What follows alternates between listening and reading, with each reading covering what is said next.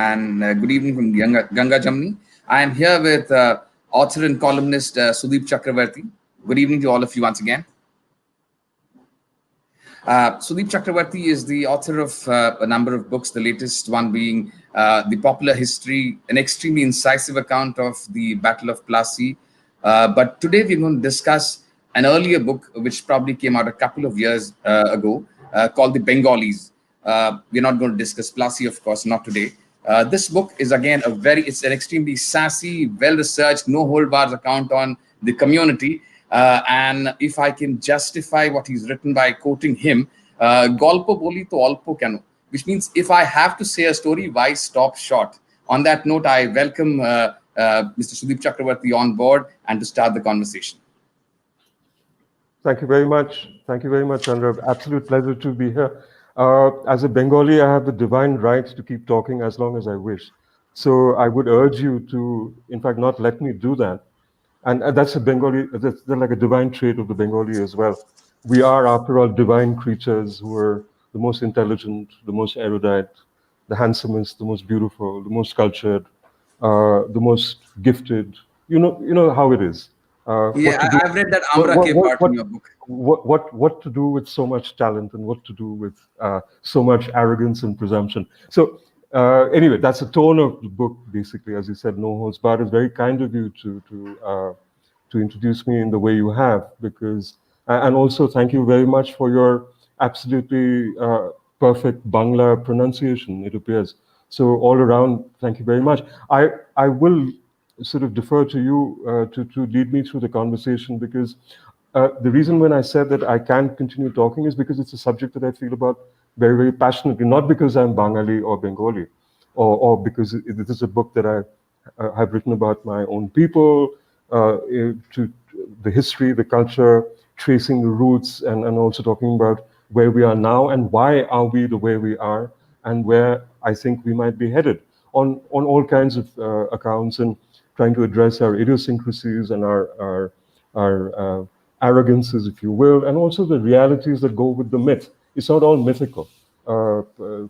There's much reality to it, after all, which is why we are the way we are. And it's an interesting trail, but I can literally go on talking about all manner of aspects, but I think it is only fair that I leave it to you to guide me through through the viewership and the subscribers of Ganga Jamuni, because after all, I'm here for them. I'm here for you. So I think I on this score, I will defer to you to guide our listeners and viewers this evening to take us through the conversation. Chandra. Thank you. So, I mean, my first question is not so much about the contents of the book as about the book per se. I mean, how much, let me ask you the question directly. How much of the book is personal? The reason I'm asking is not about you writing a book about Bengalis as a Bengali, but the way you sought to interweave various personal accounts of people close to you to the narrative and the story. For instance, when you talk about football, like I said, you're rushing out of a football game where East Bengal is all set to win, and then in a tram ride, when brickbats are thrown at you. I mean, at the tram, generally, the window panes of the tram, which is the most attractive part of the tram. Or when you talk about food in Bengal, you talk about your mother living through, in Calcutta, of course, living through the famine of 1943. Or when you talk about Bangladesh, you talk about the experience of your grandfather, your father was incarcerated, and then your family that's on the other side of the border. That's Nasreen, Torimashi, Kamrul Mesho, and the Maulana. So, I mean, how much of this is personal, and how do you interweave it into the narrative of the book? Well, actually, the thing is that, and let me begin with a physician's remark. For a Bengali, anything written about the Bengali, even if it's not about him or herself, makes it the issue personal. Bengalis take everything very, very personally, even if it's in third person, or forget the third person. We've created other dimensions, the fourth dimension and the fifth dimension. So I think in our mind, we can even refer to the fifth, the fifth person or the fourth person, and we presume to speak on everybody's behalf. So anyway, put that aside. I take your point, but maybe it's a matter of my personal approach to the subject more than anything else. Because here, when I began to put the book together, what it actually did is that it compelled me to crystallize, to distill this entire people, the Bengali people, the way who we are, what our history is, um, of several thousand years, where we come from, and and then realizations that which I know, but this writing this book compelled me to really pair just peel away the layers of who is a Bengali, where have we come from, what are we, how do we think, what do we do, what do we eat. I mean, it's something that I take for granted as a Bengali person. But to do the book, I had to really look at my people, look at myself in a completely different way, in a dispassionate way, if you will. I had to sort of take the view, a bird's eye view, if you will, from a great height, and then slowly, as and when required, I would zoom in and zoom out again to tell the story. But while I was doing that, and I was talking about various aspects of being Bengali, whether it's our great passion, we're a very argumentative people, and that is not a cliche. It is definitely the truth, or one of many truths. We are who we are. The urban Bengali is a certain kind of person. The rural Bengali is another kind of person. The Bengali on what is today West Bengal is a sort of Bengali based in a sort of history and culture of its own making, if you will. But there's also the Eastern Bengali, who are from, can you hear me? Okay, I'm back. The Eastern Bengali, who are from present-day Bangladesh and earlier East Pakistan. They're Bengalis who are on the other side, who are in present-day Assam, in Barak Valley, whom we completely forget. And then there's, of course, the global Bengali, or who are away from Bengal, but in every part of India, South Asia, and many, many parts of the world. So, I had to bring it all in from the very time that, there's a formal reference to Ganga, which actually happens in the Mahabharata, where the Bengalis were on the losing side. We fought for the Kauravas, not the Pandavas. But to tell the story, evidently we fought rather well. And of course, so it goes back then. It goes back to the time from the Jain sage Mahavir, who visited Bengal and described the Bengali people as essentially uncivilized boers who threw stones and chased away let monks. off dogs after them. Indeed, and so we were and ate very rude food. So it was not as if the Bengalis sort of had this immaculate conception. We were just born out of this grand construct of erudition and civilization and excellent cuisine, which we take for granted today. But there were rough patches many, many thousands of years ago. So we have, like many other people, evolved. And we need to confront that. We need to accept where we've come from. Now, and Bengal has another key element which we tend to forget. And the reason I'm saying this is for a particular reason, which leads up to actually to me to answer your question. Many people forget that Bengal was partitioned as well. In fact, there is almost an amnesia to the fact that Bengal was partitioned, that you had this great, great disconnect and great partition in the east of India, in the east of British India at that point of time. It was not just about West Pakistan and Punjab and Sindh, and Western UP and Haryana and so on and so forth, or Central India. But there was a vast, vast movement in millions in the eastern aspect of undivided India.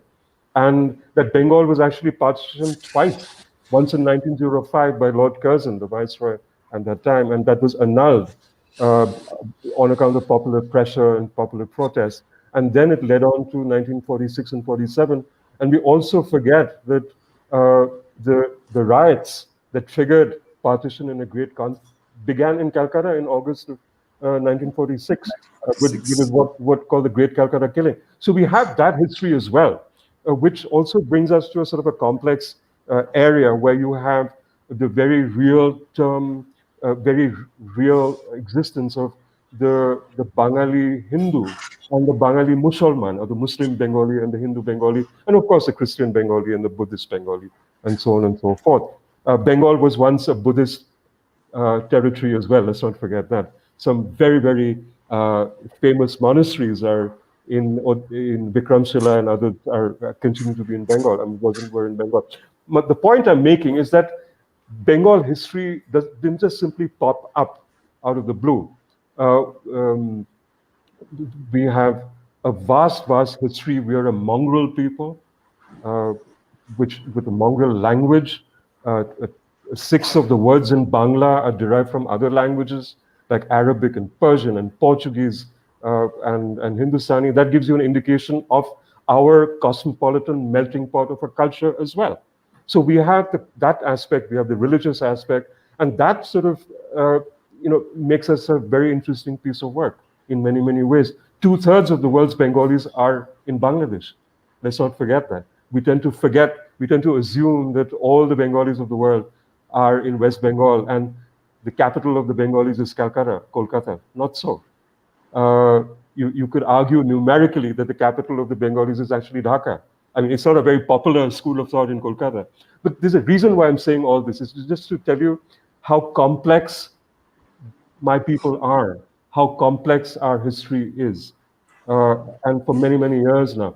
And that actually led me to my own personal situation. Coincidentally, I happened to be in a place where my family went through partition in a very glaring way. I have Muslim family because I have relatives who married Muslim people. They continue to live in what is present-day Bangladesh. There was a great schism in the family. I have cousins who are Bengali and happen to be Hindu, Muslim, Christian, Buddhist, Jehovah's Witness, in sort of Anglo-Bengali, Bengali Franco, Bengali Dutch. I mean, you just name it, it's coincidentally there in my family. We are conservative. We are sort of from the top of the caste ladder, so-called caste ladder, to the bottom of it. We have many cultures in our family, and I'm related distantly by blood to actually a gentleman called Maulana Akram Khan, who was one of the founders of, one of the early proponents and members of the Muslim League in Bengal. And was also a co-founder of the Bangla Academy in Bangladesh. And he spearheaded the Bengali movement in Bangladesh, East Pakistan, which led to the breaking away of East Pakistan into Bangladesh, breaking it away from West Pakistan. So coincidentally, I have all these streams running in my family. My mother, as a child, has seen a bit of the Bengal famine. My relatives and I have lived through the Naxal times in Kolkata. So when I was actually putting the book together, I thought that, and I put on my narrator's hat and my journalist hat, as much as a nonfiction writer or a novelist's hat as well. And I find, Chandra, that to tell a story, if at some point it is made anecdotal, I mean, there's a heck of a lot of research in the book. You read the book. It's sourced to the nth. From history to culture to references to biblio to everything. But in certain places, where relevant, it is not a story about me, but where as me as a Bengali person, where I found it relevant to bring in stories of something that has happened to me directly or to my people, my family, immediate and distant family. And these great historical sort of streams that we've all flown through, for better and worse, for several decades now, more than 100 years. It actually helped me make it more real, more believable to the reader. So in a way, I use it as a writer's device to make it, so when I'm talking about partition, I'm talking about very many things, about very many people, using historical sources and so on and so forth. But if I can illustrate that, my family's little bit happened to them in partition in what particular manner, or how my family went through, or a part of my family, by extension, went through the horrors of the Bangladesh war, or how they saw the famine, or how they lived through the Naxalbari years, and how 1965. 1967 actually onwards, and so it just makes it more personal, makes it more immediate, makes it relatable, makes it believable. Otherwise, to my mind, it just would become, with all due respect, a sort of an academic's book, an academician's perspective, which I did not want it to be. I wanted it to be a living, breathing, emotive, emotional, dispassionate, passionate, idiosyncratic compilation and a storytelling format, because that is exactly who we are as a people. And look, I'm getting emotional, right? I'm getting worked up just talking to you, and I'm just not even you. We haven't even gone to the controversial subjects here. So, but I'll stop here, Chandra, because this answers your question, I think, as to how why I made it personal in certain stages. It's definitely not my story, but it is a story of my people. And when I say people, I mean not just of my immediate family or my distant family, but of the Bengali people as a whole.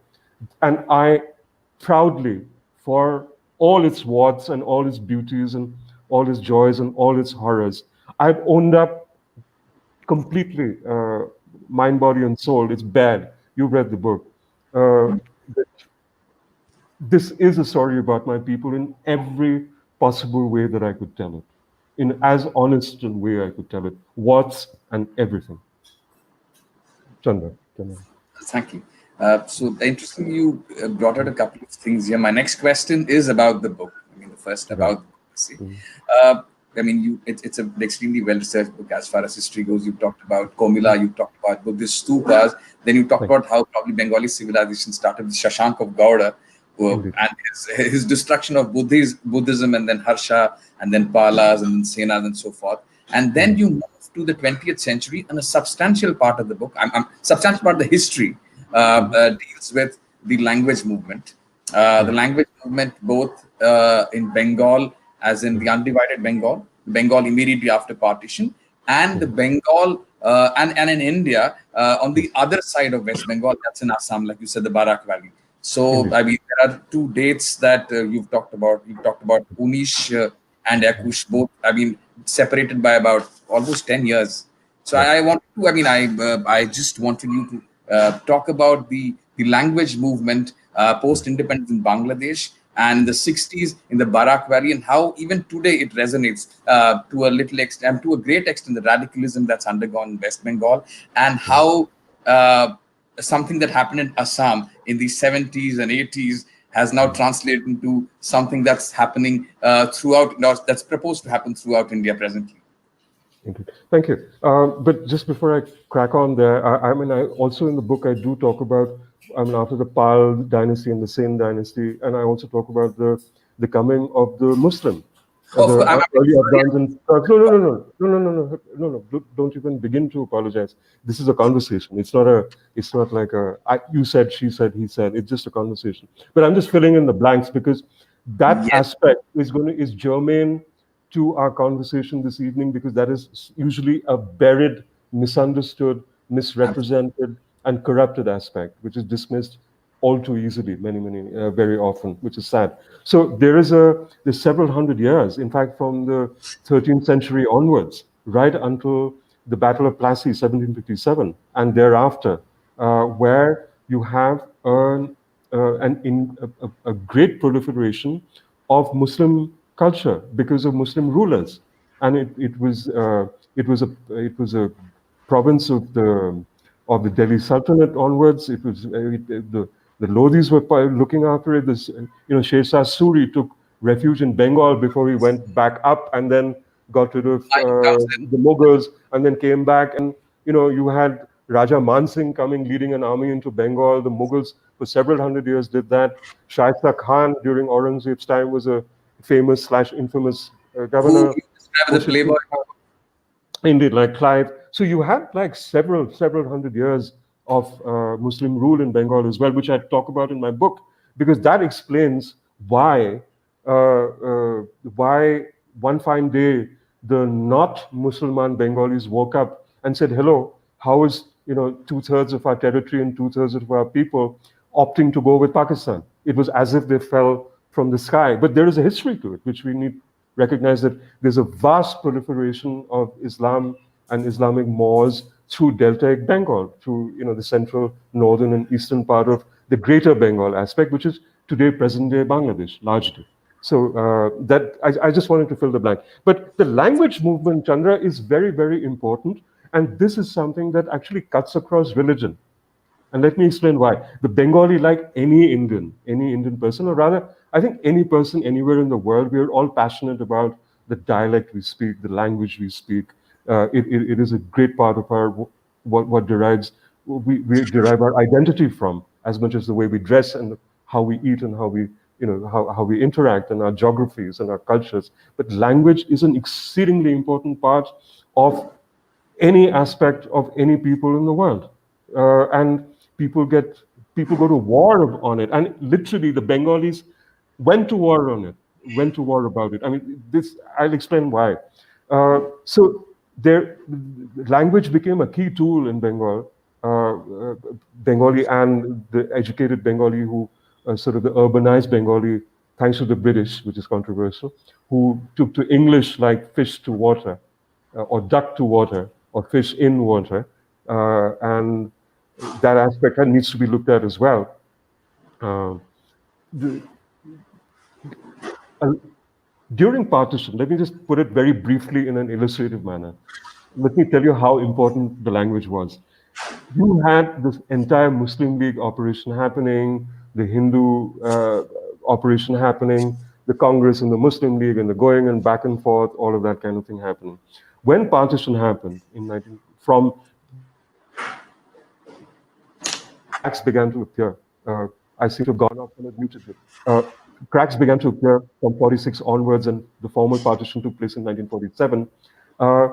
The Bengali speaking, the entire Bengal area was largely Bengali speaking, Greater Bengal, which later became West Bengal and East Pakistan / Bangladesh. They chose to be part of Pakistan, became the eastern aspect of Pakistan. That was done on the basis of religion. It was largely East Bengal and then Pakistan. They were part of the land of the pure, entirely on the basis of religion, right? But very soon after Muhammad Ali Jinnah came to Dhaka and gave a speech in the Grand Maidan of Dhaka, saying that the people of East Bengal, of East Pakistan, will adopt Urdu as the language of state, of the language of culture, the language of governance, and that Urdu will be the first language of Pakistan. That's when that's when the Bengali linguistic nationalism, if you will, erupted. And then you had in East Bengal / East Pakistan, the language movement erupting. The same people who stood with Jinnah and in fact propped Jinnah up for the Muslim League plan on the basis of religion now deferred with Pakistan and the West Pakistani construct and the Urdu construct and said, I mean, it doesn't matter if you're fellow Muslims, Shia, Sunni, mostly Sunni, and then Shia and whatever, but we differ entirely on the basis of language. Bangla is our language. Bengali is our language, and this means to us. And the language movement began in East Pakistan. And so people like Mujibur Rahman, who, are born, who was in the Muslim League. After East Pakistan happened, it changed to the Awami Muslim League and the Awami League, and then there were stalwarts of the Awami League, and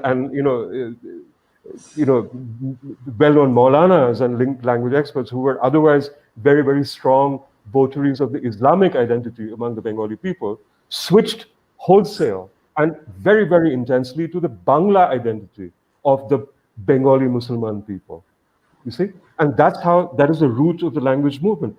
It became so that, I mean, you have now a country called Bangladesh. Let's not forget what it means.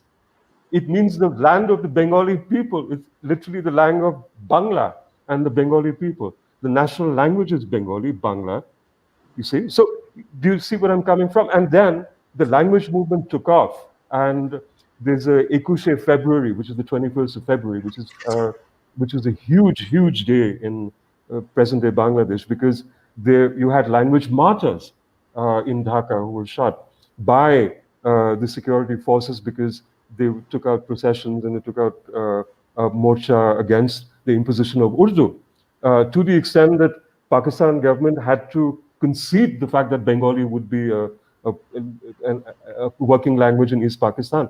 And that coalesced, and over time, and more the administrative and political supremacy of the West Pakistani devolved to the East Pakistani, across the board, whether they were Hindus or Musliman or of any other ilk, they were united suddenly by language.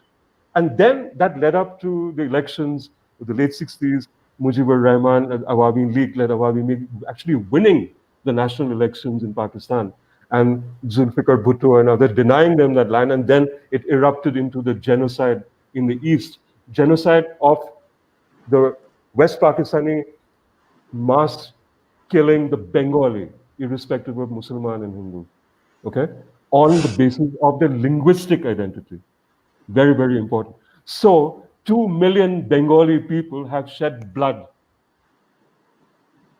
literally died in order to uphold the right to be able to speak, read, and write, and think, and propagate in their own language, Bengali, irrespective of being Hindu or Muslim or any other or religion. So it's like language has become a huge, huge thing for the Bengali people, and this needs to be acknowledged because after all, 2/3 of the world's Bengalis are in Bangladesh.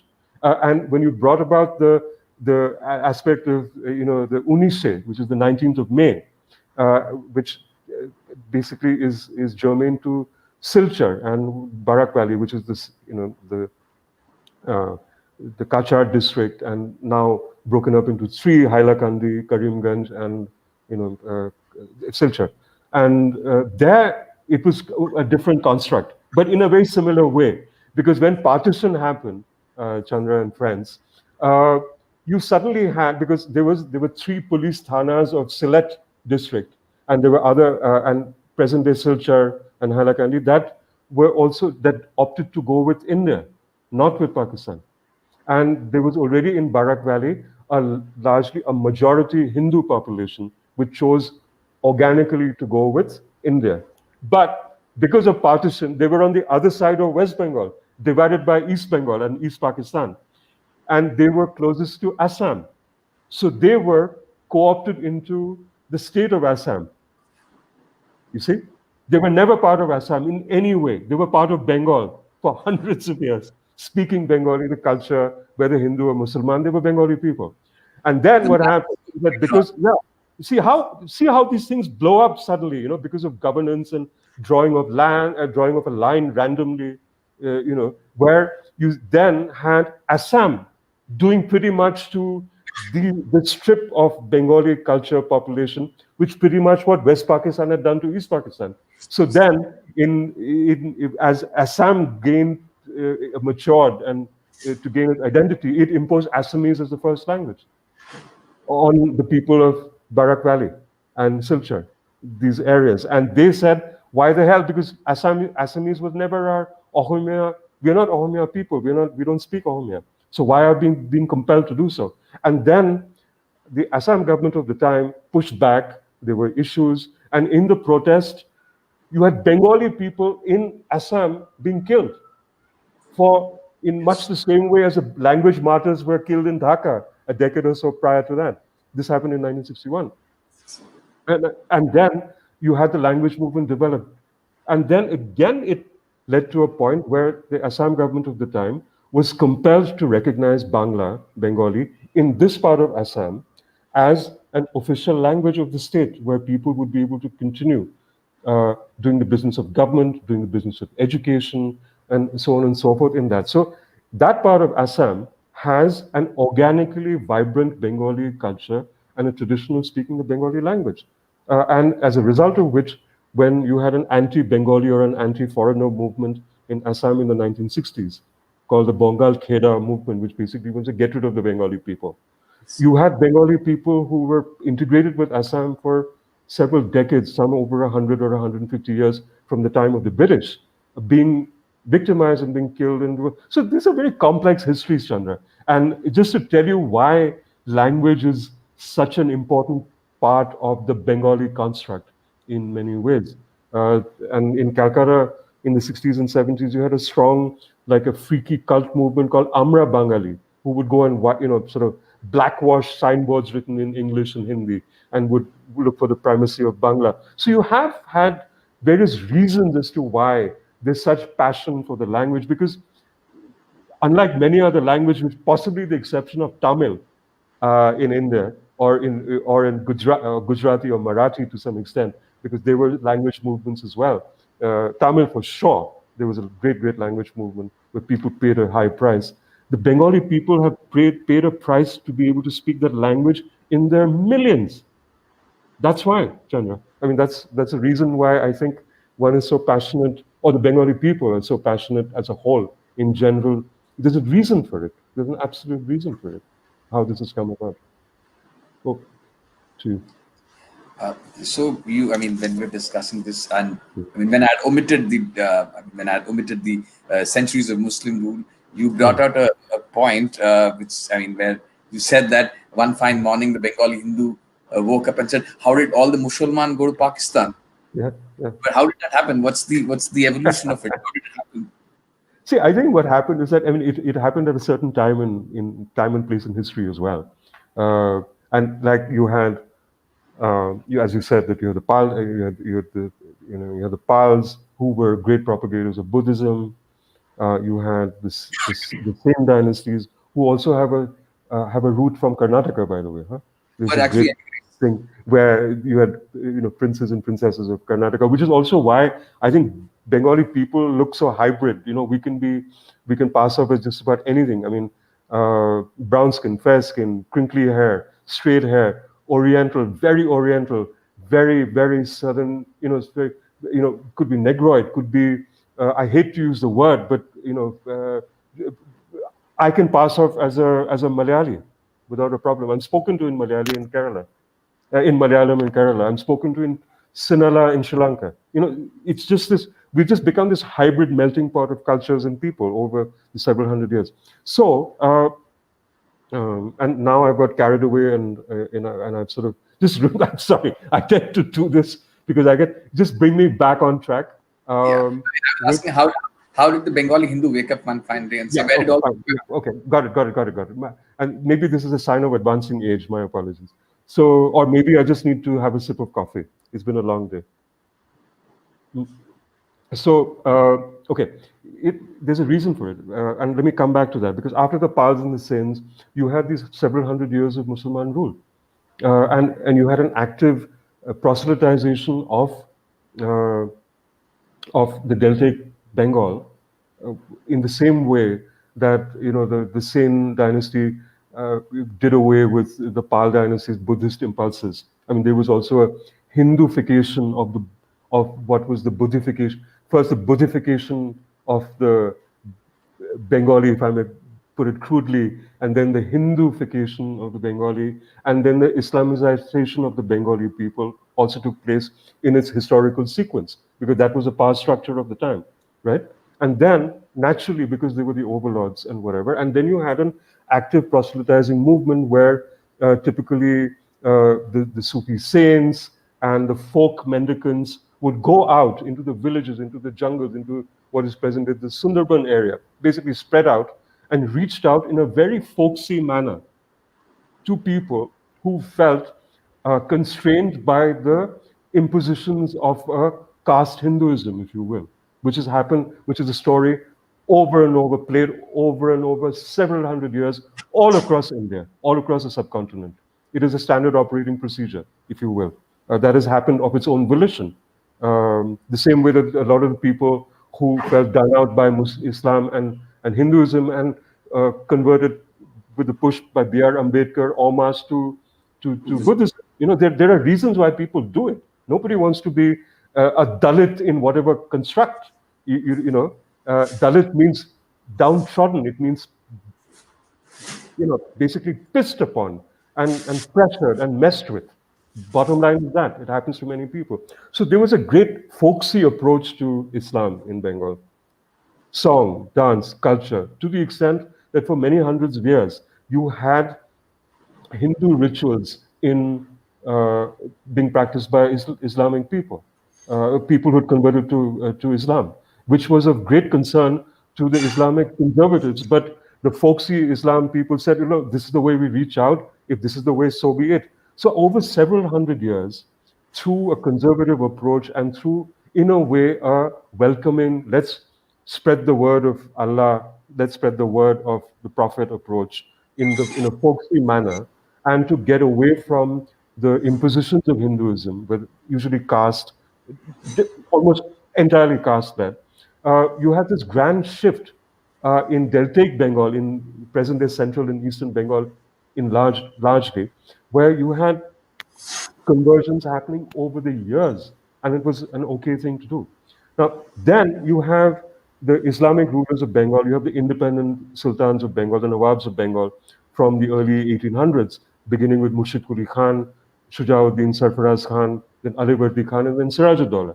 And then we have the Battle of Plassey, where he battles forces led by the East India Company, by Robert Clive, led by Robert Clive. And then you have a great destruction of the Islamic rulership, if you will, and the power structure moves to the British East India Company, who then diminish and destroy your revenue structure and your landholding structure and everything, and then get the new zamindars in, and many of whom are Hindu, many of whom are become landed gentry almost overnight because of this construct. The power shift begins to happen again.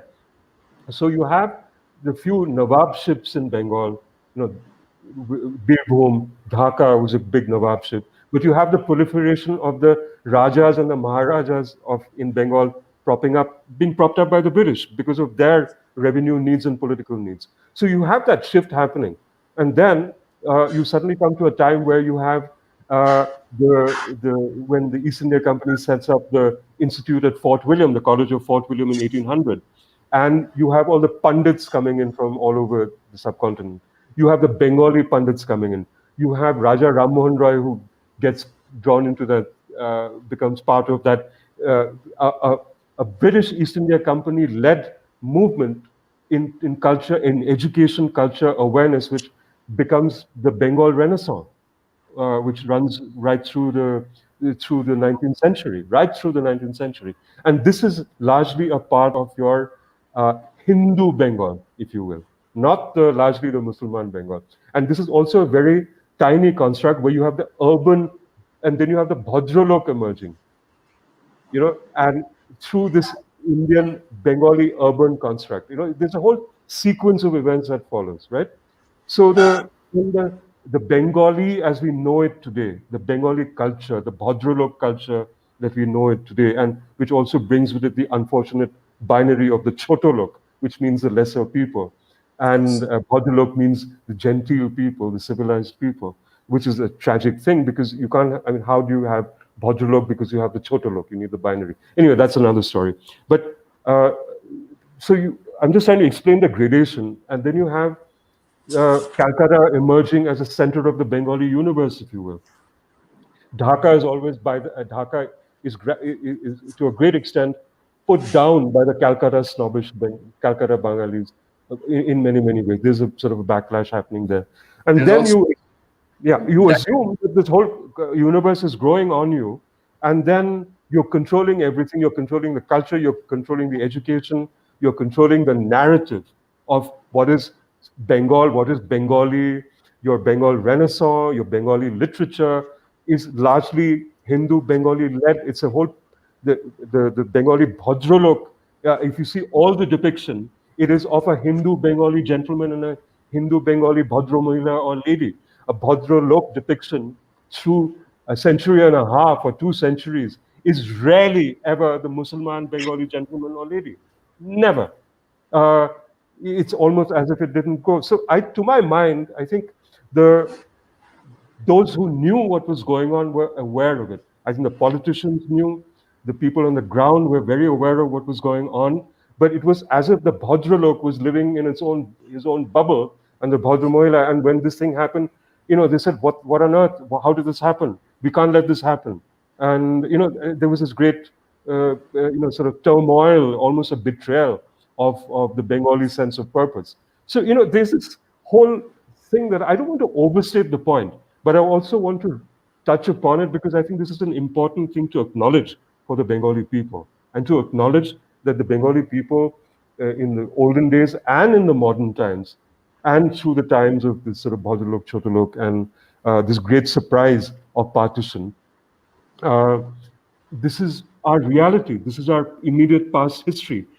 These are the immediate past histories which still drive us in so many ways, in the way we speak, in the way we think, in the way that now there is a blowback by the ruling party in Delhi to try and take over the politics of Bengal using the tropes of partition. It's happening today as we speak. So, it just goes on and on and on. I mean, it just goes back and forth, even though through all our professed liberalism, through our professed culture, our grand civilization, our Bhadra Lokishness, our Bhadra Mohilaness, and our, grand literature and all of that, there's this great dark underbelly of the Bengali, of in Bengal or of Bengal, which we must also acknowledge. We are a very dark people in our heads, in our minds, and in our souls. Sorry, go ahead. I mean, that brings me to the chapter on Gandhi, where you end by saying that Bengal and the Bengalis had shown the way. And when you talk about the Direct Action Day and what happened in the aftermath. So, I mean, Gandhi's was one of the extremely interesting chapters that I found in the book. I mean, Gandhi today is an extremely polarizing, divisive character, simply because of the political scenario. I think on the 2nd of October, when they did a survey of what is trending on social media, I think Godse had overtaken Gandhi this year. Well, there you go. And now we are dealing with Gandhi in 1946, where the Muslim League and its supporters see Gandhi at the helm of a avowedly Hindu party, which is Congress, which may or may not be true. The Bhadralok, and the Hindu Mahasabha see him as pro-Muslim. The Bhadralok, who are not, let's say, who are not aligned to any political party, they see Gandhi as someone who engineered, probably rightly so, the departure of Bose from the Indian National Congress and probably structured politics. So, I mean, that's the background in which Gandhi comes to Bengal, and he literally walks into Bengal into Navkhali. And then you talk about. Sorry. No, go ahead. Go ahead. No, go ahead. Please continue. Please complete your thought. You talk about. I mean, in your book, you talk about Gandhi being briefly Bengali. Why do you consider Gandhi briefly Bengali? Bengali for that matter. Well, actually, let me begin and work backwards from that, and I'll come back again because it's a nice little flow. Well, I mean, there's a part of the chapter where I call the sound has been muted again. Yeah, I'm back. Where Gandhi, I describe him as a brief Bengali. When Gandhi was in Noakhali, he made actually a great show of learning Bangla. He took Bengali lessons in Bengali while he was at Noakhali. He would have a teacher who would come in and teach him, a person who would come in and teach him rudimentary Bengali. And so for the several weeks that he was in Noakhali, for all practical purposes, Gandhi, I mean, he was an immense showman. Let's not forget the showmanship of Gandhi. I mean, since he stepped off the damn ship in Bombay in 1915 till the day he died in 1948, Gandhi was pure. I've gone off again on mute. No, okay, I'm back again. Gandhi was pure showman. He was like I mean, you're a lawyer, you'll understand, you grandstand in court. And here Gandhi was he was grandstanding in court in South Africa. I don't mean to denigrate you, but you're part of the tribe, Gandhi's tribe. So you guys grandstand, and this guy was a brilliant grandstander and a terrific political mind. We all acknowledge that. Now, so I call him the brief Bengali in that point of view. And now let me step back to why he was such a controversial figure in Bengal. I've gone mute again. I'm mute again. I can't hear myself. Okay, fine. We can hear you. We can hear you. Okay, thank you. So what basically happens is that when there's a great dislike of many Bengalis with Gandhi, because when you said he probably contributed to getting Subhash Chandra Bose out of the Congress party and leaving structured politics, there's no probably about it. These are historically proven truths. I mean, Subhash Bose was elected to the presidentship of the Congress party, and Gandhi publicly went and humiliated with a statement saying that this is not on, this is not done. I can quote you from the book, but I mean, everyone has access to Google. They can Google it themselves. I mean, I won't waste time over that. It's a historical fact. There is also a historical fact that soon after, Jawaharlal Nehru and Subhash Bose, by then Jawaharlal Nehru was absolutely transparently Gandhi's pet political project, and his heir apparent in the political sense. He was there's an episode where actually Nehru and Subhash Bose stayed and met in Kolkata in a Bose household. In fact, Not great. in Subhash Bose's brother's house, where they would meet and try to patch things up. And there's a very poignant moment where they go their separate ways, and it's as if the schism that Gandhi imposed on Bose was basically cemented by the separation with Subhash Bose. So the Bengalis, many Bengalis have never forgiven Gandhi for that, ever, because they felt they felt legitimately, to my mind, that he diddled Subhash Bose out of a legitimately won election for the Indian National Congress. So that is the background. So it is a curious thing that when 1946 happened, you have this great schism between the Hindu Bengali and the Muslim Bengali, and you have riots breaking out in Kolkata through direct action, and it's a complex story. Some say it's through Jinnah's call for direct action day, 16th of August 1946. Some say that because of Nehru's rejection of the cabinet mission plan, that the Muslim League trick, they've just said they will ratchet it up because the Congress is not paying attention to us. Whatever version you go with, the fact is that it happened. And we know the story about how terrible the riots were in Calcutta. It went east to present-day Bangladesh, and in certain pockets like southern Bangladesh, in particular southeastern Bangladesh, there were horrific scenes of rioting as well. And then from there, the blowback went to Bihar, where in retaliation for what the Muslim Bengalis had done to the Hindu Bengalis in eastern Bengal, Hindus went and butchered Muslims in Bihar. So there was the huge sort of grand events were taking place, and Gandhi walked into this. I have to admire him for what he did. I mean, I personally think that he was stupendously brave. He was stupendously crafty and very, very political and very Machiavellian and all of that. But to my mind, what he did in East Bengal is to just go there, use his showmanship, his political showmanship, use his name, and try to tamp things down. He made some stupendously naive remarks when he was in East Bengal, which again many even like sane people, whether they were Muslim or Hindu, can't even imagine him saying that. For instance, he said that the Hindu Bengali, when the Muslim Bengali comes to them with violence in their hearts, I'm paraphrasing him here, the Hindu shouldn't run away at the cost of being hurt, at the cost of being killed. The Hindu should try and live with the Muslim. Very noble thoughts, but seeing the fact on the ground, absolutely naive. I mean, you can't expect people who were by then butchering each other, whether in a structured manner. I mean, it was a politically structured rioting that happened. And then it sort of literally ran riot among the Muslims and the Hindus. And many, many people died on either side of the religious divide, not the Bengali divide, the religious divide. Even so, even with his naivety, Mohandas Karamchand Gandhi walks into Bengal, takes a train up to Kushtia, crosses the Padma, which is the Ganga in eastern Bengal in Bangladesh, and goes over to Noakhali district and lives among the riot hit and talks to the Muslim leadership of the time, including a couple of people who were historically who were attributed historically with encouraging the rioting in that particular part. Okay, so he pissed off the Hindus at that time because he seemed like, why would you go for rapprochement? You should be saving our lives. And the conservative Islamists at that particular point of time would look to Gandhi and said, what the hell? He's an agent of the Congress. I mean, he is the Congress, or he is a symbol of the Congress, and he's not going to do us any favors. So why are we even listening to him? But he stayed. He persisted. He was there. He learned Bangla.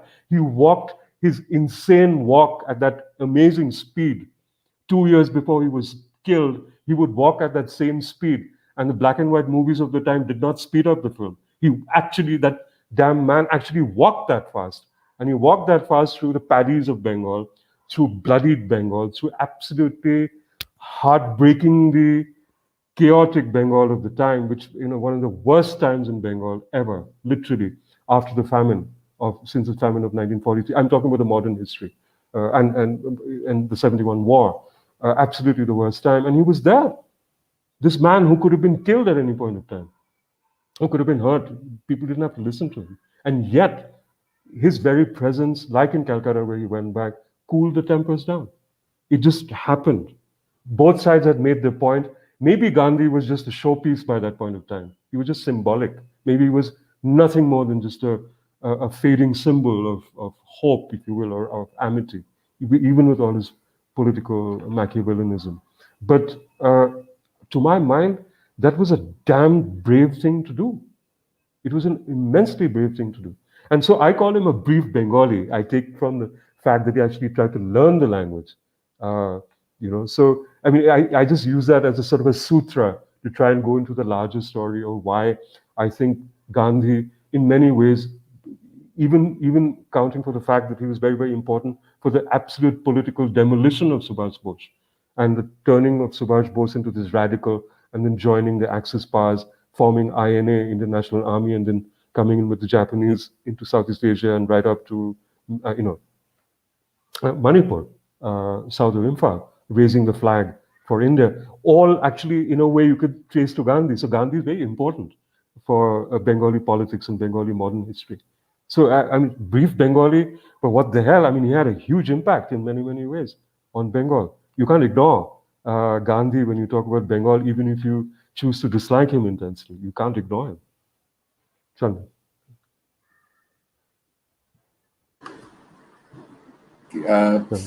Now, this is a specific chapter. Amadir Rabindranath. When we were talking about Gandhi, you said he's one of the persons you cannot ignore, we cannot afford to ignore when we're talking about the history of Bengal. Rabindranath definitely is everywhere. So if I look at the structure of the chapter in the first part, what you've done is you've talked about eminent Bengal, whom we consider eminent Bengalis. There are names. You've got Acharya Jagdish Chandra Bose, then you've got Sal Khan of Khan Academy, then you've got Ravi Shankar, Amitabh Ghosh, Prince Devendranath, and even Subrat Roy, Sahara, and the Chatterjee group. And then you of course, you list out this. I mean, there's a whole list of eminent Bengalis. And then you answer the second question, Rabindranath Keno, which is why Rabindranath. I mean, of course, you say Rabindranath Keno. So I wanted to understand from you as to why. Of course, people are reassessing Rabindranath, they're contextualizing him like Shakespeare has undergone. But still, Rabindranath Tagore seems to be a prime mover in Bengal even today. I mean, 79 years after he passed on, even during his lifetime. So, I mean, what is this about Rabindranath? And second, I mean, there's this related question, we were discussing this earlier. I wanted to ask you if there is a preoccupation with polymath in Bengal. For example, Ram Mohan Rai was not just a social reformer. Ishwar Chandra Vidyasagar, again, was not just a social reformer. He wrote the first, the primer that's still used. Satyajit Ray is an illustrator, a writer of detective fiction, and he's a movie director, and he's an advertiser. And then, of course, Amartya Sen is also a professor of philosophy and of economics. So is there, the two linked questions that I wanted you, of course, Rabindranath Tagore. Well, let me add we have many modern day polymaths as well. I mean, you have Bibek Debroy, who's an economist.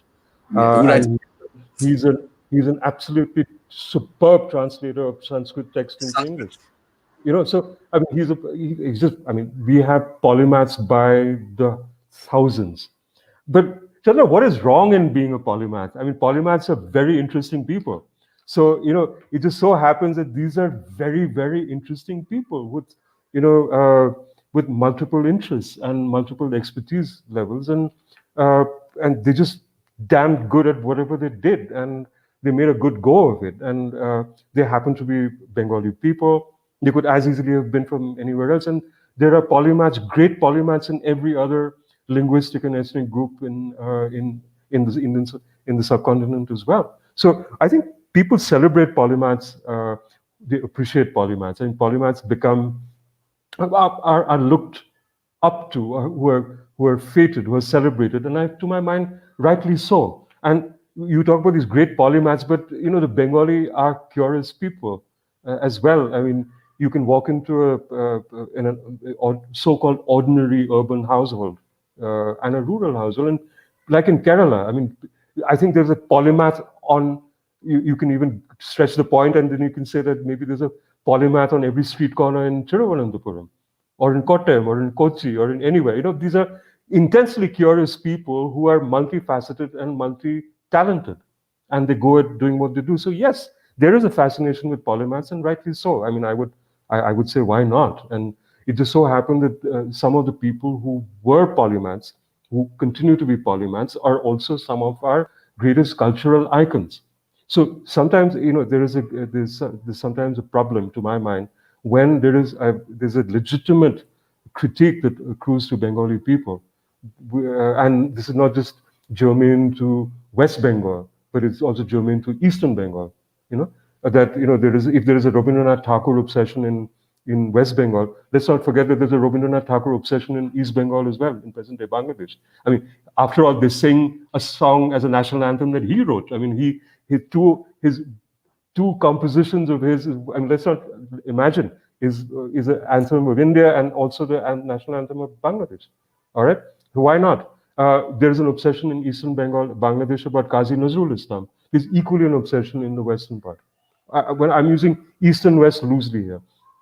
So there is sometimes a getting carried away, if you will, or seemingly getting carried away of a Rabindranath Tagore or a Michael Madhusudan Dutt or a Satyajit Ray, you know, in the sort of the iconic construct of the Bengali people, or a Kavi Nazrul Islam, so on and so forth. But you know, there is a great obsession with Mrinal Sen as well, and Ritwik Ghatak.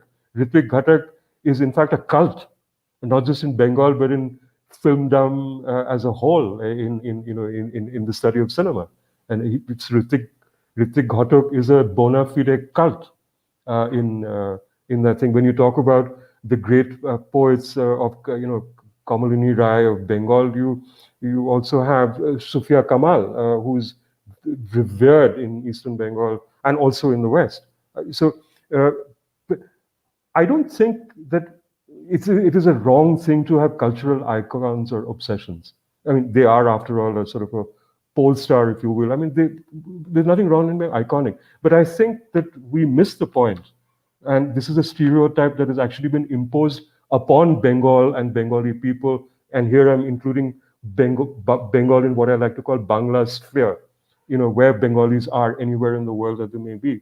There is, I think, a great imposition on Bangla sphere, on the Bengali people, whatever their religion is and wherever they live, that they only live on Tagore, and they only live on Ray, and they only live on, you know, Sarat Chandra, and they only live on Nazrul Islam. Not so. You walk in, there are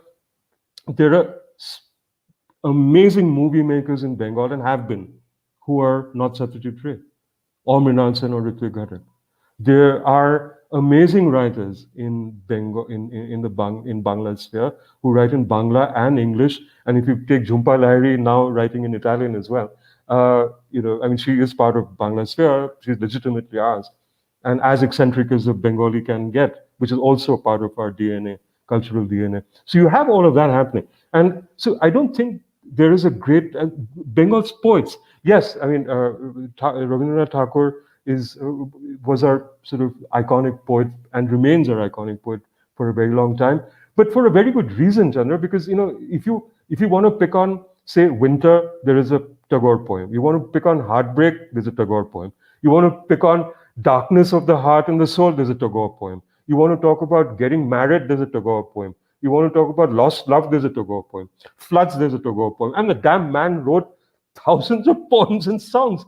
How do you stop him? You can't tell him that, I'm sorry, you can't be our icon, you know, because you've just done too much work. You have just such a vast body of work. You've done plays, you've done songs, you've done poems, and bloody hell, you've written short stories, you've written novels, novellas and novels. Bad man, bad Tagore, because, you know, you're just so iconic, we don't like you. Oh, what? I mean, that's idiocy.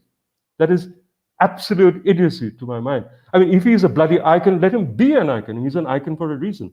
The point I'm making equally, that even though you have a Tagore or a Ray or a X or a Y or a Z across Bangla sphere, there are literally hundreds of great talents as we speak, and there have been huge talents in science, in the arts, in the humanities, I mean, in nuclear physics, in entrepreneurship. I mean, we forget that there are Bengali entrepreneurs as well.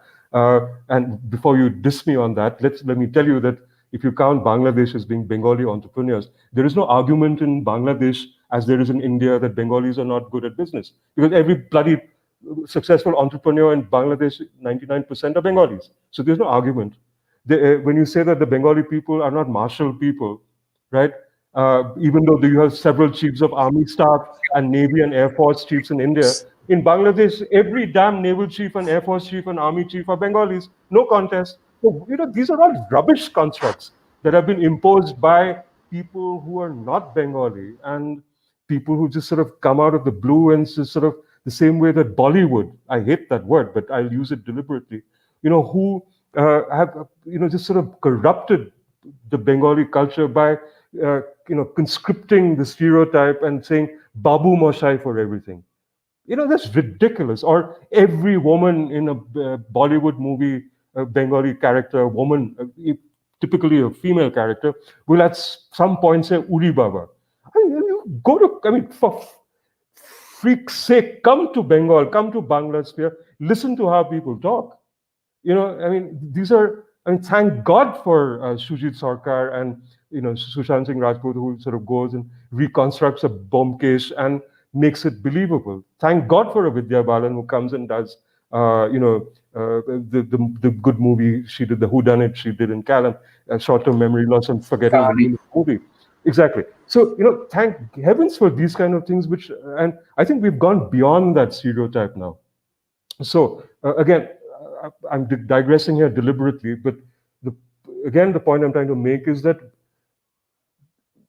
the stereotypes are as true as you wish to make them.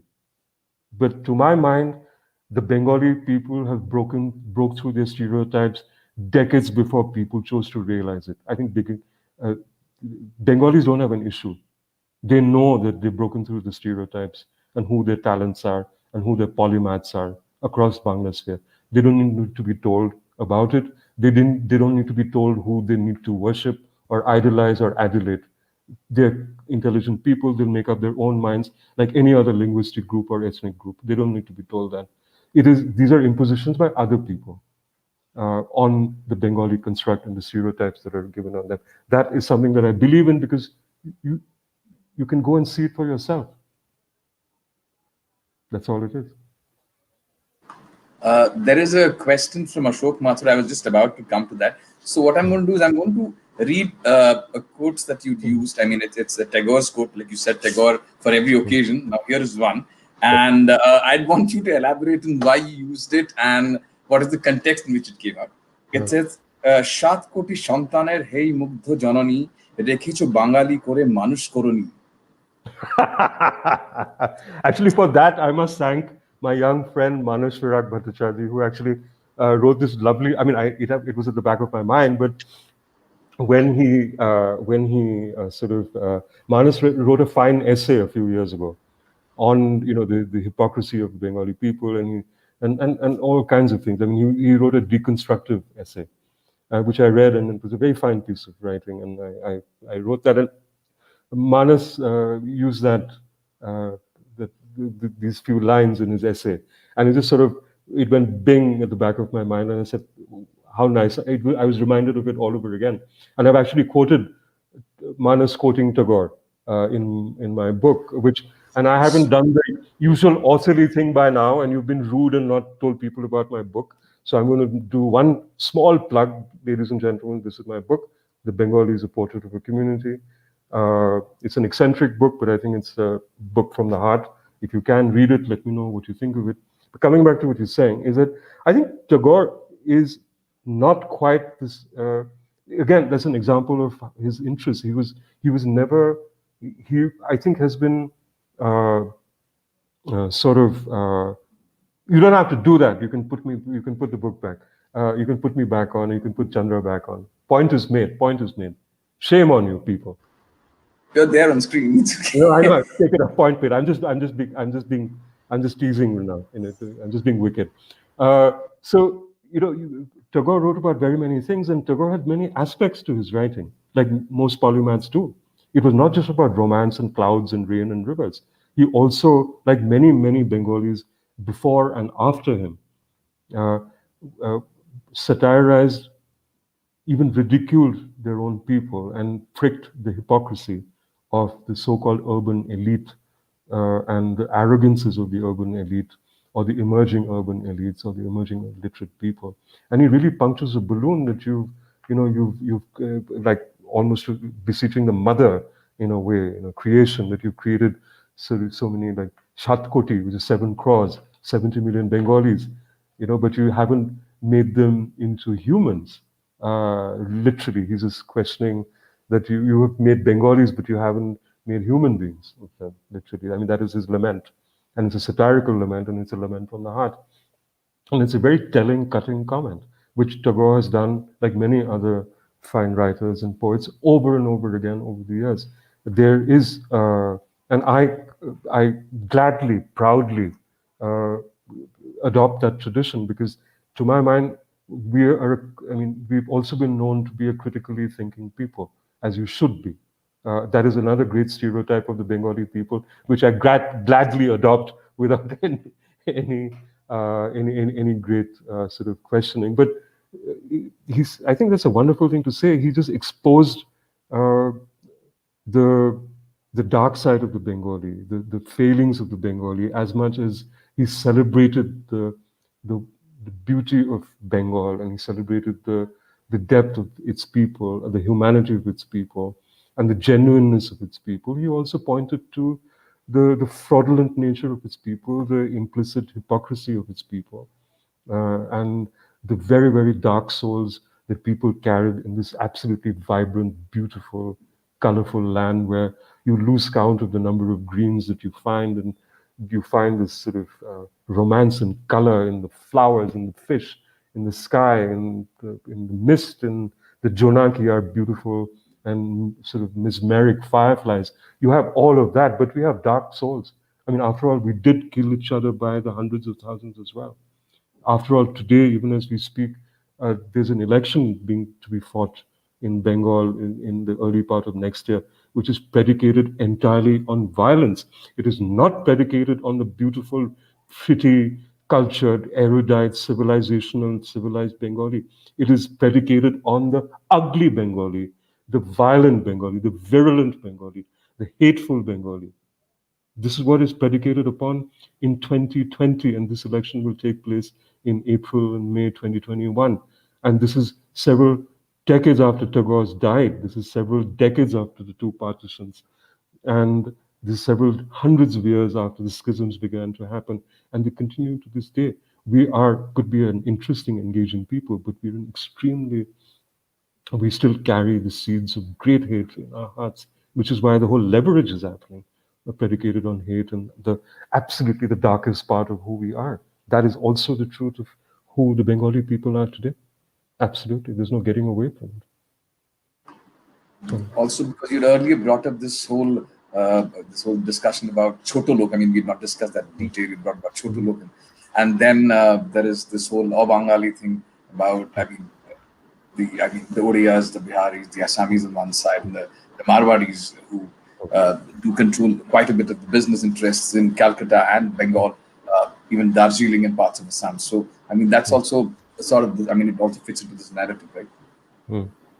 Yes, in a way, because I think that is also it's also a derivative of the sort of the Bhadralok culture, if you will.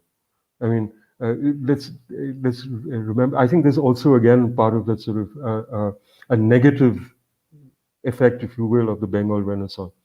And we became Bengal because of its prominence as a presidency.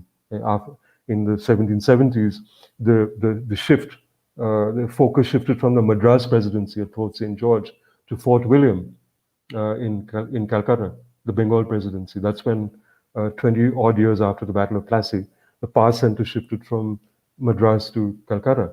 And then you had as I said, the College of Fort William became a hub of culture, so on and so forth.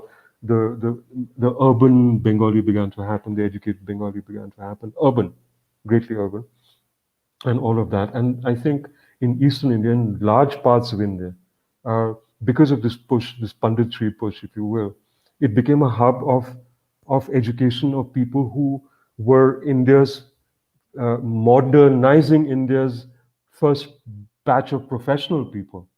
You know, you had the literateurs, you had the zamindari science, the inheritors who began to become professionals, the doctors, the teachers, the professors, you know, and lawyers. Law was a huge thing.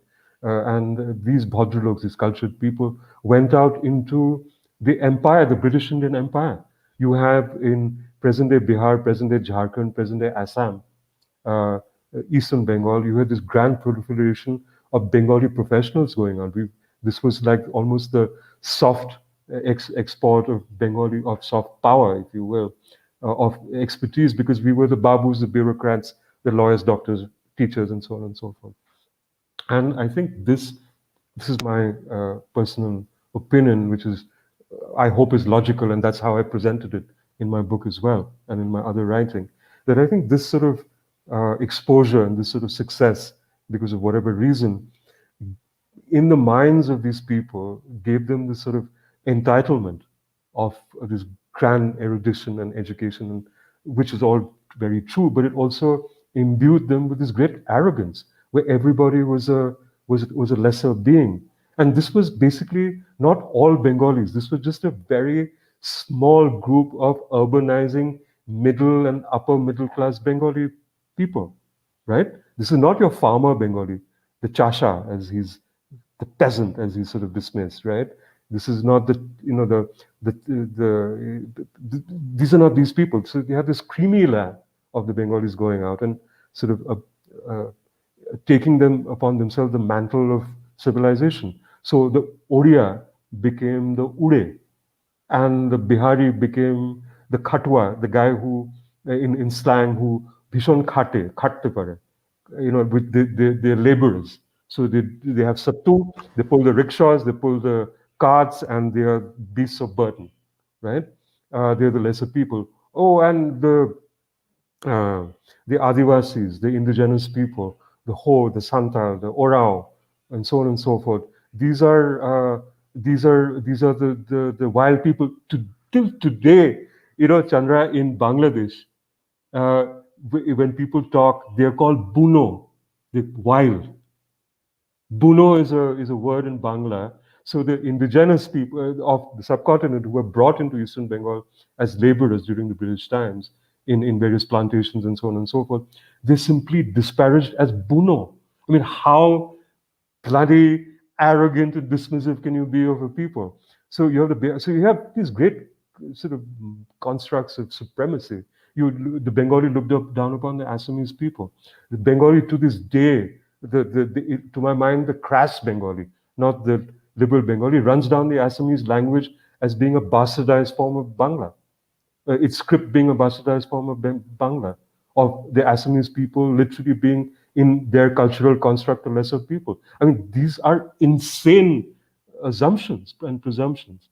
I can understand why in Assam, to some extent, that there was a great blowback against the Bengali communities over there in the 1940s, 50s, particularly the 1950s and 1960s, because there was all the hate got channeled into innocence, into people. So this is the ugly truth as well. I mean, for the Bengali intellectual, and it's a sad truth, because by default, those who speak like this, who believe things like these, are by default illiberal, uncivilized, and ultimately uneducated, illiterate in their minds people, right? Who assume this great arrogance and supremacy upon themselves.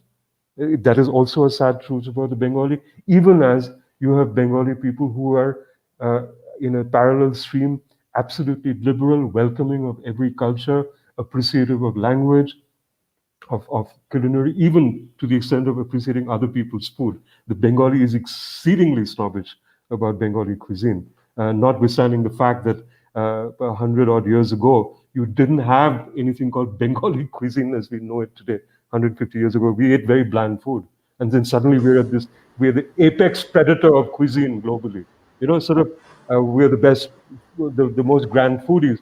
all that is true, but equally we have to acknowledge our dark sides, our hypocrisies, and I've tried to address them in my book as well, because I also believe in it, and it's also out there as truths as we see them.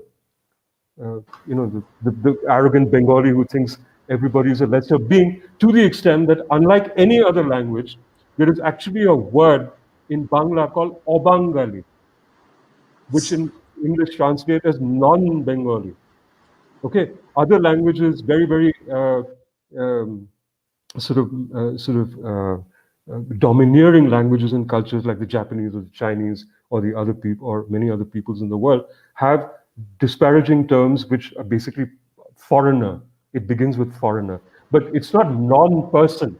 When you say non-Bengali, it is or Obangali, it is as if that just by being non-Bengali or not Bengali, you become a non-person. You become a lesser person. I mean, that is a arrogance that accrues, unfortunately, to how a Bengali word is used to describe Bengalis who are people who are not Bengali. So I've deliberately used the word not Bengali in my book to describe people who are non-Bengali, which I think is a great, great arrogance. We had I mean, I have a whole list of questions, but I But think maybe we're running. I think maybe we're running out of time. yes, so probably we just have time for one last question. I want to ask about football, but I'm going to move to Naxalbari. So my question is very straightforward and simple. After 72, how has Naxalbari impacted the politics of Bengal, both in the short and the long term? Okay. While it has impacted, sorry. No. Is that the sum of your question? Is that? No, absolutely, that's the sum of my question. Okay, great. So, I mean, people know it, maybe they don't know it, but the so-called Naxalbari movement really erupted in 1967, which was where the sort of an anti-landlord protest erupted in northern Bengal in an area west of Siliguri. There is actually a town, a village called Naxalbari. There's a town called Naxalbari, a small town now. It has its own station, and it erupted around a few villages in Darjeeling district at the time, Siliguri now. And that sort of greatly impregnated the minds and the thinking of the intellectual, the intelligentsia of Bengal at that time. Many of them left-leaning, many of them not, but they were greatly affected by that. And you had the so-called farmers' movement, which disparagingly is called a peasant movement. It sort of evolved into a situation where you have this droves of highly educated urban Bengalis, Bhadralok, literally, who left their professions, their education, their jobs, their courses in the best universities, absolutely the creamy layer, and went and decided to fight the revolution on behalf of the farmers. And that was also the time when you had the anti-Vietnam protests building up in America. It was at the peak of America bombing, literally carpet bombing Vietnam, and not just Vietnam, but Laos and Cambodia. Ho Chi Minh was a star, became a star across the world in the liberal space, and so too in Bengal, in Calcutta. This is something that I've seen when I was a child over there. So you had that great thing, you had this sort of shift among the intelligentsia, if you will, for many of them to the left. And then the so-called Naxalbari movement, the Naxalbari leaders didn't call themselves Naxals, the media did. All right, just for a clarification. As far as they were concerned, they were revolutionaries who subscribed to the Maoist school of thought, if you will, even though Mao didn't support them at all. And that's a matter of fact. Anyway, so there was this great sort of left and extreme left swathe of intellectual thought that permeated Bengal at that particular point of time. And the blowback to which was equally harsh, where it was not that all Bengal or all intelligentsia went directly to the extreme left. There were large parts of people who were in the left, like the United Front, like the Communist Party of India, Marxists. In fact, Jyoti Basu, who was then a senior leader, a minister in the United Front government, he actually led a lot of the anti-Naxal police movements, which then reached its peak under the chief ministership of Siddharth Shankar Ray, who was a Congress chief minister. And that's when the absolute mayhem began to happen across Bengal. So yes, it is a very political part of our recent history, which permeates us to this day. A lot of culture, a lot of song, a lot of theater, a lot of cinema. In fact, Mrinal Sen, for instance, is born of that, of the Naxal years, as we call it.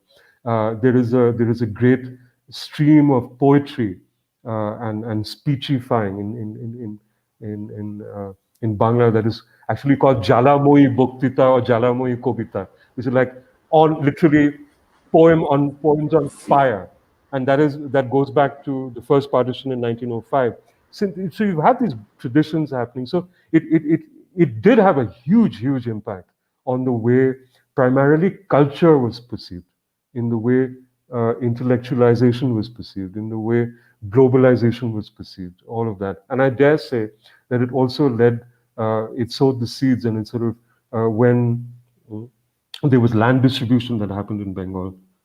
It was a huge amount of land distribution that happened in Bengal. But I wouldn't overstate the case, because the Naxalbari movement also had a huge base in present day Andhra Pradesh and Telangana. Let's not forget that.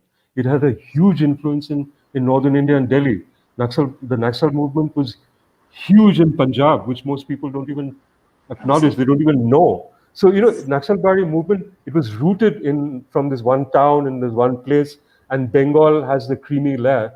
But the movement actually was pan-Indian in many, many ways. Uh, but yes, it did have a huge effect, and we are also now stereotypically considered to be left of center in many ways, which is also untrue, because you have a huge body of uh, Bengalis who are firmly centrists, and a huge body of Bengalis who are right of center, and a very large body of Bengalis who are now shifting to the extreme right as well. So that spectrum, that so-called left and ultra-left spectrum, has now moved terrifically to the right in a formal manner, not just as a blowback to Islamic spread, not just as a blowback to the riots, but as a factual, living, breathing political spectrum, which now goes from the extreme left to the extreme right. So whether it's as a blowback or whether it's as a consequence of political history, but history is at the root of all of this. History is at the root of everything, as I see in the Bengali people. Definitely the effect of Naxalbari, definitely the effect of a blowback to all of that, and a socialistic leftist layer that has remained in the Bengali way of doing things, which many urban Bengalis or modern day Bengalis severely disagree with. So in their mind, they will be a little bolshy, they will be a little intellectual, a little left of center. But when it comes to livelihood and when it comes to politics on the street and day to day, they're very happy to be absolutely schizophrenic and inhabit the center right and the extreme right space as well. So we're a bizarre people in many, many ways. Very, very schizophrenic. And maybe that's what makes us polymaths as well, our schizophrenia. Thank you very much for the discussion. Once again, my mistake. We are in discussion with Mr. Sudeep Chakravarti, author of The Bengalis, A Portrait of the Community. It's an excellent book. You would finish it. Do not look at the size of the book. You would be able to finish it in one sitting. It's got about 440 odd pages, but do not let that stop you. It's an interesting book. It reads like a story, a golpo, as he starts by saying in the beginning. And it's extremely interesting. It's self-critical. It's sassy, like you would have found Mr. Chakravarti himself on this talk. And thank you very much for taking time out and discussing. I know that you're on the road, and thank you very, very much. My pleasure, absolute pleasure. Thank you, Chandra. Thank you, friends, for joining me. If you have any questions, share it with Ganga, Jamuni. If I can, I'll definitely answer all the questions I possibly can. Thank you very much for indulging me. I'm deeply grateful. Thank you very much. Thank you very much. Thank you very much. Bye. Chandra, can you take this question, please? Which question? Okay. It's what? How easy are you at being critical of your community? No, that's not a question. Let's. It's on We your... just have. Sorry, this is quite embarrassing. Oh, I thought we said goodbye. Now you're having me back. Okay. Oh, Shagusta, yeah, I thought we said goodbye. There is which is the why don't you ask the question, Shagufta? I can't. Okay. So, one of our viewers would like to know some insight on the Kolkata Bangaliana versus the rest of Bengal and versus the rest of Bangla, and then North versus South Kolkata divide route. It's on the screen. Well, I can't really be looking at. Okay, it's okay. I think that we can take the questions later, Shagufta. No. It's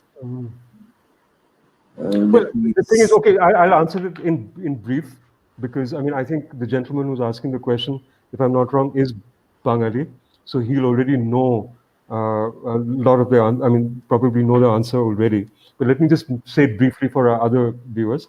There is a myth of Kolkata being the center of the Bengali universe, which because it's where the movies are made, the same way that Bombay and various other people. Places that happen. So it is a cultural, commercial hub of Bengal, of West Bengal. But like Dhaka is a cultural and commercial hub of East Bengal or Bangladesh, right? So by default, it has become a hub, and it has become the root of very many cultural and economic and social growths, if you will, of various movements right from the city. And so there is a certain sense of superiority of the Calcutta Bengali being at the center of the Bengali universe. It's as if Calcutta, Kolkata, and Dhaka are the twin suns of the Bengal solar system of Bangladesh.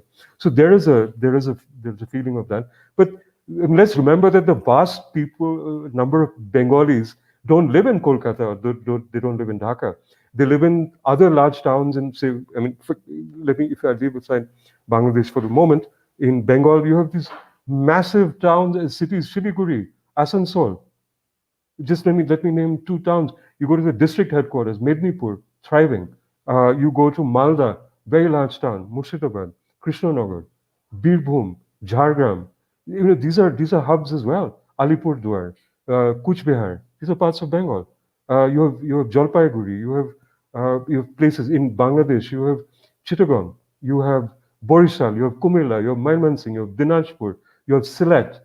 I mean, these are non-Dhaka constructs. And then you have, and this is actually, I'm glad Mr. Sharkar asked the question and you took it because, and the irony here is that a lot of what urban Bengalis celebrate when they live in in condominiums in Calcutta, in Dhaka, and other places in Bangla sphere, when they hark to the Bengali sky and the Bangla, the rivers of Bengal or the paddies of Bengal, the Jonakis of Bengal, they're actually harking to the hundreds of millions of Bengalis who are not in Kolkata or in Dhaka, on whose shoulders and on whose lives this great rural Bengali culture, this sort of, of this sort of mud hut and straw roof, and the palm tree and the folksy songs and the soul and heart of Bengal and the Ektara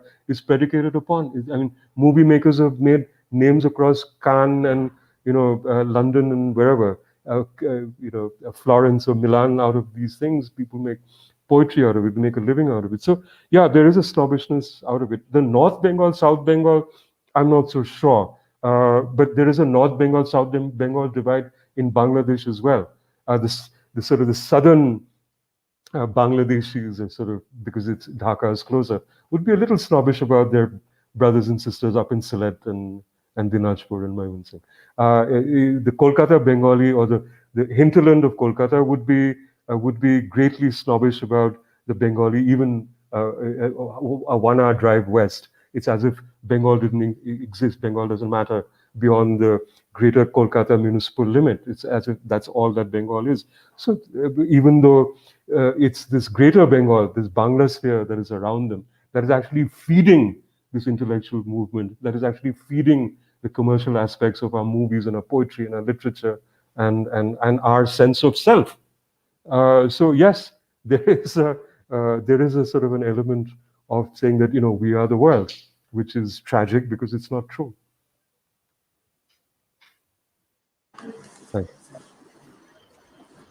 Thank you so much, both of you. Thank you, Mr. Chakravarti. Thank you so very much for honoring us. And thank you, Chandra, for speaking perfect Bangla. I mean, this was very impressive and new for us. For those of you who are new to Ganga, Germany, we want to tell you that we aim to promote cross-cultural understanding and document people's histories and oral traditions. So we would love to hear your feedback and your suggestions. Do write to us on on our Facebook page, and of course, do write to us with suggestions for themes, subjects, and also speakers that you'd like us to bring to you. Thank you all very, very much. Have a great evening. Thank you, and stay safe. Stay safe.